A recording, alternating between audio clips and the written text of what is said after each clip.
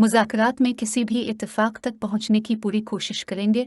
Shah Mahmood. Pakistan Tehreek-e-Insaf (PTI) के vice chairman Shah Mahmood Qureshi का कहना है कि तहरीक-ए-इंसाफ मुज़ाकरात में किसी भी इत्तेफाक तक पहुंचने की पूरी कोशिश करेगी।